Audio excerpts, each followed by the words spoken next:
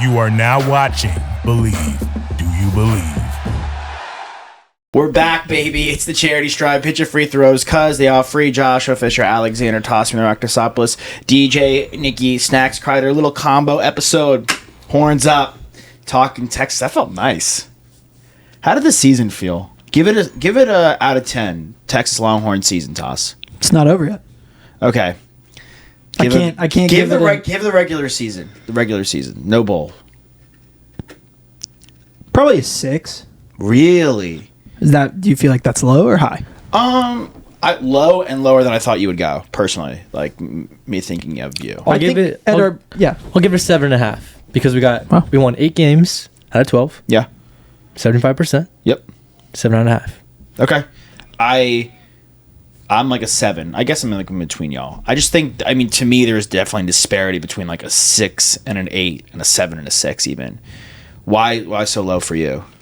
Or why I think lower? because I saw in the Bama game and at times in other games what this team could be at its best, and to not be playing in a Big 12 championship is no matter what our predicted wins was before the season started, I think it's an underperform. And frankly, while I'm incredibly excited that Bijan could end up with a college football award, which he is incredibly deserving, he should. He is the best running back in the nation. I think we danced and tiptoed around it at certain points, but when there weren't 9 guys in the box because they knew that Quinn was going to overthrow every ball by 10 yards, the guy just dominated. There was nothing any defense could do. Yeah. And I'm incredibly excited to watch him in the pros. He's done, you think? Yeah, I think just based off of like the way he signed off, it felt like this was his last home game as a Texas Longhorn, and he might not. I don't know. I could see him depending on who we play in the bowl game. He might not play. If there's anything we've ever learned in sports, I think the three of us can agree. Go off on a high, and to me, the last 2 games he had were as high as he can be. And the risk he would run, yes, NIL, but the risk he would run getting injured, like you've done enough, you never come back to college unless you really think you can grow your draft stock, which he can't. He can't grow it any higher than it already is. He's already the best running back. He's already a top 5 player off the board. Then you're in a position, like we've seen it all the time in sports, not even just college. Like Brady should have just probably retired after he won the Super Bowl because that was the highest of highs. You did it. You did your job. Yeah. Look, if you want to keep playing, you want to keep playing. If you want to still be a Longhorn, I'm not going to fight you on it. But I think the body language and the way we saw the crowd send him off, I think he was emotional. Yeah, I think that pretty much wrote in stone. There's not much more he needs to do to really prove that he's worthy of being the number 1 running back taken, which he's going to be. I'm going to backtrack a little bit. Go, please. 6.6, 75% is not 8 out of 12. I used to be good at math. I don't know what happened these 75, days. 8 out of 12 is 66%. Yeah. So you were the quick math guy. Yeah, so 6.6. I don't know why he was. Is what I want to give the season grade. But hopefully Bijan wins the Doak Walker. He's not going to win the Heisman. Maybe he gets an invite to New York. He definitely had some good games these last couple of weeks, but if he doesn't fumble that ball against Texas Tech in overtime, sure, we probably win that game. Okay, right? And that's not a blemish on his record. Well, I think that's a lot of the campaign goes off of the big errors, right? Like Stroud, I think, is already out of it. Well, because it's going to Caleb Williams. Yeah, it's going to Caleb. Sure. It is. But I'm saying that there's certain moments that players have that are detrimental when they make mistakes in big moments, like Stroud against Michigan and the Northwestern game, and then of course Bijan against Texas Tech. But I don't even think it's a Tech game for me. Well, I would just my one counter to that is that Bijan did not. Yes, he fumbled the ball. But I felt that Tech beat us that game. That it wasn't just us beating ourselves. We had a tough time stopping them, maybe than any other team that we've played this season. Well, that's what my point. I think yes. I think that. So looking back at it after seeing this entire season, I can't credit that entire loss to Bijan. because he was giving it his all. And I know at the time we were like, well, if we had Quinn, and now seeing Quinn in the second half of the season, I can't wholeheartedly say that. If Quinn never got hurt, not if we had Quinn. How about that? How about we change the narrative to that? How about we change the narrative if he never got hurt? I agree with you. We can't put that game on one play, and I agree with you. I think that's what you're saying. To me, where he lost his shot at being invited to the Heisman, or like he could still maybe be, but Was under 30 yards against TCU. The biggest game of the year.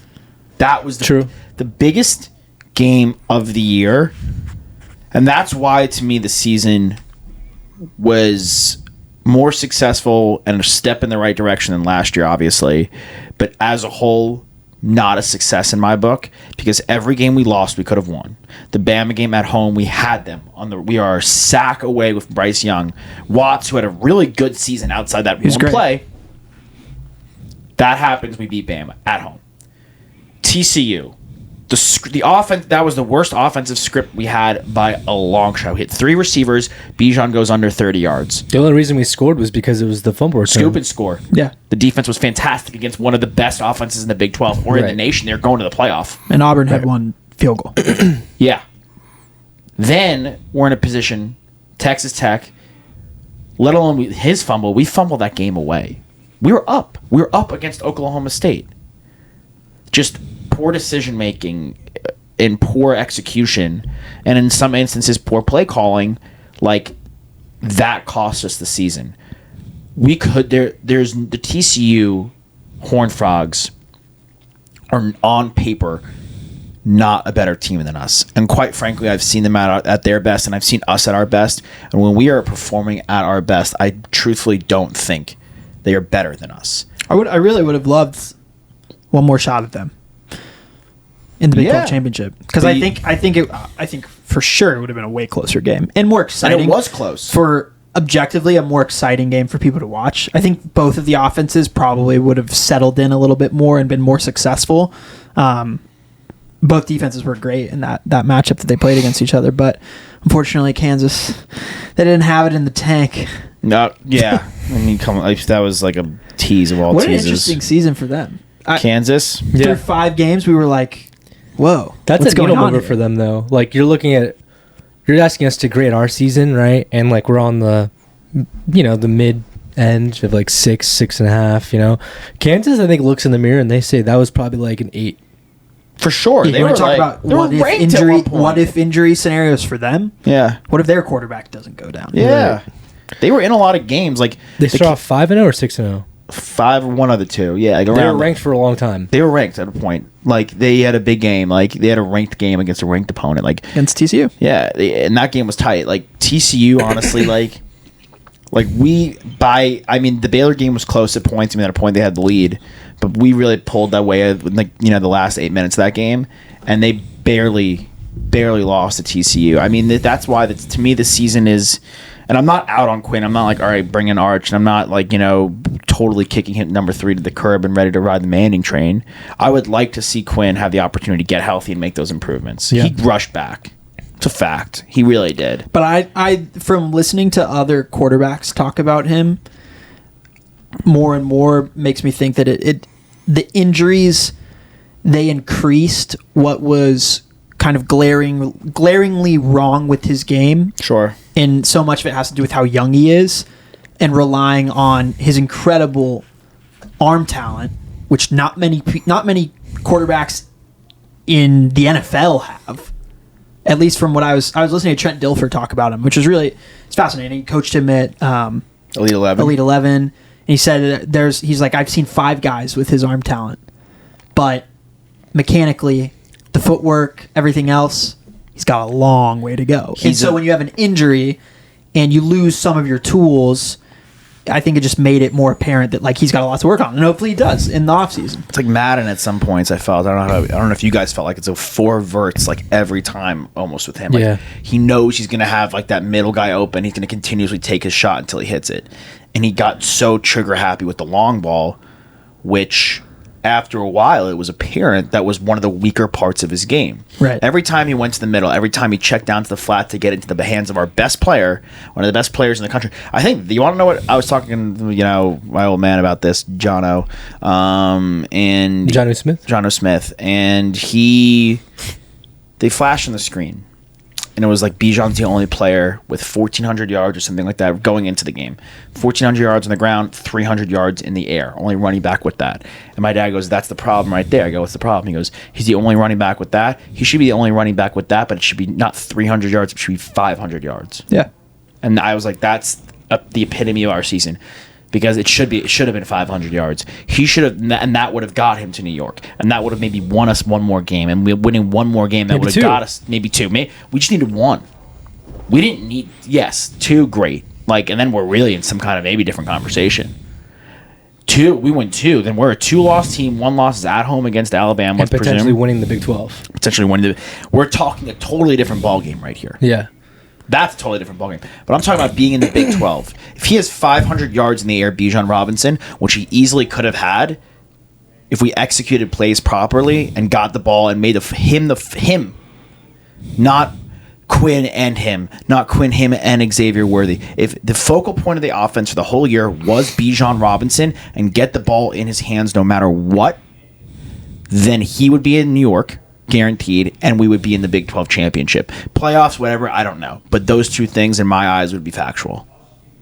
Yeah, I'm with It's hard to deny. It really is. I'm with you on that. And, I mean, you see it happen a lot across football, not just college, but the NFL. Like, the Colts on Monday night, they're talking about how they don't understand how Jonathan Taylor's not getting the ball 4 times in a row when they're, like, on the goal line, you know. And I don't know what it is about coaches and play calling when it comes down to having a superstar running back. Just let them do what they do best. I don't know if it's a thing where they're just trying to be unpredictable Right. or if they're just trying to not, only rely on this one guy. But if that's your bread and butter, just do it. Especially in college where the skill level, the disparity between skill Yeah, levels is so exactly. much more drastic. Like in the NFL, Anyone can get stopped. Right. And Mix it up a I little can bit. get my head around why they wouldn't run him, on the 1-yard line 4 times in a row. I get it. What I'll say is, and we'll kind of maybe shift into like just the CFP and everything as a whole. Last year's New Year's, I'd bet Michigan. I don't remember who y'all took in the Michigan-Georgia game. I think you were on Michigan with me and you were on Georgia maybe. I thought we were. For last year? We were all on Michigan? I thought we were all in Georgia. No, I was not. I was Georgia. Maybe I was alone in Michigan. I took Michigan. Maybe I took Michigan in a cover. Yeah, bet. maybe the cover. I don't know about. But definitely Maybe take Michigan to money line. cover, and maybe I think we were all in Georgia. And that defense. So, maybe, I didn't think anyone was beating Georgia all season. Fine. Yeah. Okay. My point being, I took Michigan to cover, and I get to the bar, and I'm like talking to my friend, like I don't know what happened. I watched these games. Like I watched, and I'm not an idiot. Like I know the game. Like I know what I'm talking about. He goes, "You overthought it." Like if you didn't overthink anything, and you just played the hits, like you would have been fine. Yeah. So you're saying Texas overthinks a lot. Play the hits, They don't play bro. the hits. Yeah. The hit's number 5. Right. Throw That's 5. your throw 4, smash hit. Throw 4 coins in the jukebox. 5, 5, 5, 5. Right. Trust me. If you at 2 a.m. at a bar, we've all been there countless times. If you think people are not going to be down to run it back for Sweet Caroline, you're tripping. Maybe 4 times a lot, but like back to Sweet Caroline and a run back. Yeah. Do it again. Welcome to the Black Sweet Parade. Bijan. Yeah, Sweet Bijan. Yeah. Okay. CFP. I think we all. Let me ask you this: Should the CFP be locked?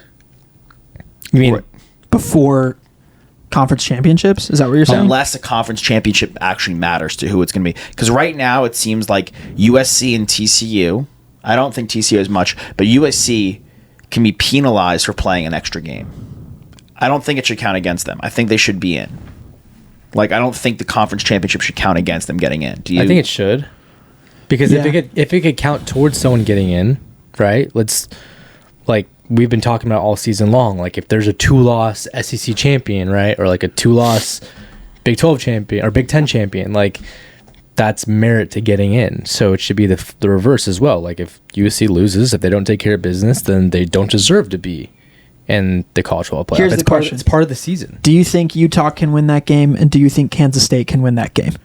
Yes and yes. Exactly. So I want to see him play. Because unless I was undecidedly believing that USC and TCU were going to win those games, they might be favored, might be favored by more than a touchdown. Yeah, it's not Michigan versus Purdue. Right. And I want to see him play. But like, what if Purdue wins? Like But Michigan's then on Michigan it. doesn't deserve to be there. They still got to win their conference. Like Right. that's a really big part of team goals. Like This will not- That's they put any that- other sport in yeah. the NFL and the NBA. Take care of the games where you have to win, where you're supposed to win. Right. This won't happen. What if all 4 of them lose? Won't happen. What if? But Georgia's in no matter what. They're locked Why are they in no matter what? because they're undefeated. So is Michigan. So is TCU. Yeah, but they're- it's a more brutal loss to I think for Purdue to beat Michigan, that's a more embarrassing loss. You think you're like, okay, I'm out on this team. They don't deserve to go. Right, exactly. But Georgia in the SEC, who has dominated all season long, Playing a team that was number 5 in the nation up until their terrible loss against that Texas Biblical A&M team collapse. that's not even going to go to a bowl game. Typical Brian Kelly fashion. right? Georgia's in no matter what. Okay. TCU, if they lose, I think they're bumped because I think that people were already like, well, like If TCU loses, you'd rather see Ohio State get another crack at yes, the game and I and think throw them to the dogs. I Literally. think if Michigan loses, they're the only team that, like, it depends on what the loss is. Like, if it's like a last second loss, then they might get an opportunity because they beat Ohio State. Ohio State can't get in over them. Yeah, so then it would be Georgia. You're saying if all 4 teams lose, okay? So Georgia gets in, Michigan stays in, I think Ohio State gets in, and then Bama. Tennessee. Tennessee gets in, without Hooker. Well, I think there's a chance. But more importantly, I think it's better to talk about Bama and Ohio State and focus on the TCU aspect of it, because we have seen this before when the committee gets to a decision-making process and push comes to shove. If TCU loses this game to Kansas State, you'd rather see Ohio State or Alabama in that game because they're going to show up. They've got the 2 biggest fan bases, I would argue, right now in college football that travel incredibly and are going to pay out to go to those games. And we saw with the Zeke Cordell Jones team, like if you let them in, they could win that in the entire thing. And Saban too, obviously. I think that And hopefully TCU just wins and then, good for the Big 12 and good for them because they've had an undefeated season. But if they lose that game to Kansas State, They deserve to be there. No, They're gonna get I'm down to bounce them, honestly. Like, and not because I don't like them, like, and not even like trying to be unbiased. Like, I truthfully think that the Ohio State Michigan game that unraveled from Ohio State. I think Ohio State got down, and they got down kind of badly, and then from then on, like, they're not a team that was accustomed to that. And similar to the Georgia-Bama game last year in the SEC championship game, when they flipped the script on them, and when push came to shove, they came back and won it. Like, I think this Ohio State team is a stronger team than TCU, and the committee is itching to put them in. They're itching to. They're the next team in. Bama's 2 losses, especially since LSU's lost. Even if LSU had beaten A&M and then lost to Georgia, Alabama would have had a better go at it because at least LSU came into the SEC championship with 2 losses, and they had lost to a team, and they had lost to Tennessee at the very end. They had lost to LSU So you at the don't agree end. that Ohio State's the next team in? Has to be. I think Right, Bama, okay. and Yeah. quite frankly, Bama barely beat us. Yeah. It's not like they wiped the floor with everybody else. They barely beat us. They had a tough season Yeah. by Like, Bama standards. And they don't deserve to be in the college football playoff. I really don't think so. I don't think I've changed my mind on Bryce Young. I don't think he deserves to be the Heisman winner. But after watching Stroud versus Michigan, I think he should be the first quarterback taken. I think he should be the number 1 pick. But if I'm a team like Detroit and I'm teetering on whether to take a quarterback, and I have the Rams pick, which is going to suck, and I have my own pick, which is going to be mediocre, I would take 2 defense. I would take the kid from Georgia, the kid from Bama, whichever one I can get at the 3. Assuming Young goes 1, whoever has the 2. I think it's the Bears right now, so they'll take Anderson Jr. If you're the Lions, you take Jalen Carter, take an absolute stud to pair with Aiden Hutchinson on the defensive line. You come back, and then, okay, you know what? Let me get his running mate, Ringo, the cornerback, pair with Okuda, or replace Okuda if I don't want to pay him. And then next year, I gave up all. I do what they happened with Jared Goff to Jared Goff. I trade everything I got and go up and get Caleb Williams. Yeah, Caleb Williams will be a number 1 player taken. He would be the number one guy taken this year, would he not? Yeah, he would. Yeah, of course. So, if I'm a team, Be top 10 last year. I'm like, look, the Texans to me is like Bryce Young, you can't go wrong with. Honestly, I think Stroud and that Michigan-Ohio State game, at times there were opportunities where he could have ran for a first down or broke the play and made a move to, past the line of scrimmage with his feet, and he was fearsome in that. I think he made a lot of questionable calls. Harrison Jr. bailed him out once or twice. I think that, to me, I'm not in the Kentucky kid. There's no way you can sell me on the Florida kid. No way. And I think you're in the same boat. We argue with Joe all the time about that. Like, Yeah. I can't be sold on either of those guys. And like, the competition, like maybe in the size, maybe like I'll happily be proven wrong, but I'm not going to buy it. To me, if I'm like a team like the Lions, if I'm a team like, honestly, if I'm a team like the Panthers, I'm still not going to force it unless I really love Stroud or Young and I have the opportunity, because I could still get somebody on the open market that's decent. Like, look, the Jets are 7-4 with a mosh podge of White, Flacco, and Wilson. Yeah. And The Commanders. there's also going to be teams next season that potentially could be selling too. Like, what's the fate of Aaron Rodgers? You Oh know? my God! If you're Carolina, go get him. Yeah. I mean, or Detroit. I don't know. I mean, I don't know if Detroit. they're gonna, I don't know if they're going to send him in division, but like, there's quarterbacks out there that could be hitting free agency, but also quarterbacks could get traded. I mean, Lamar Jackson, we're still not sure about his future. He's Yeah. going to be the biggest domino in free agency if they don't extend him. And then, of course, you have to look and see who are the guys coming out the year after as well. Because if you're a bad team, you're going to be bad for a little bit. So you might as well wait till you get your guy. Like the Texans don't need to rush it, because taking a quarterback first overall for them is not going to bring them over the hump. They still have a one ways win. to go. And they could easily have 0 wins right now. Right. Very easily have 0 wins. And quite frankly, there's minimal talent. They're the least talented roster by a country mile in the NFL. Right. So, like, you might as well keep building. And then when you're ready to take Caleb Williams the next season, that's when you take him. They'll have the first pick again next year. Texans. Yeah. No matter who they take. They're worse. They are worse than the Jaguars were. And you guys know I think the Jaguars suck. Like, sucked last year. Mm-hmm. And they still are kind of mediocre. Yep. They're at least mediocre now. They are worse than the Jaguars were after the Jaguars took Trevor Lawrence. The savings grace is they had the Browns pick, which is turning out to be nice. I have no idea who the receiving core for the Texans is going to be next year. It's horrible. Because Cooks will be gone. It's already bad. They're skill position players outside of Damian Pierce, who I think Their everyone O-line is likes. decent. Yeah. Their O-line's decent. You could trade, some guys in the O-line. You could trade Cooks. You have Stingley Jr., who's a stud. Yeah. To me, though, it's like they could even do what I'm saying the Lions could do. They could flip around. They could trade that. They could trade that pick. Hey, if you're the Panthers, let's say the Panthers do like Bryce Young. The Panthers want to go up and get Bryce Young. You want some of that? Want some of that? You want some of that? You want a little of that? You're the Seahawks, right? Yep. Let's say Geno doesn't finish too hot. Let's say, like, I think he's already. I think Gino's already earned himself a spot for next season. What if he doesn't finish hot? But like, okay, we've got. What if Daniel Jones doesn't we're heading finish into hot? week 13, so we've got. Right. So we got 5 more weeks left. Yeah.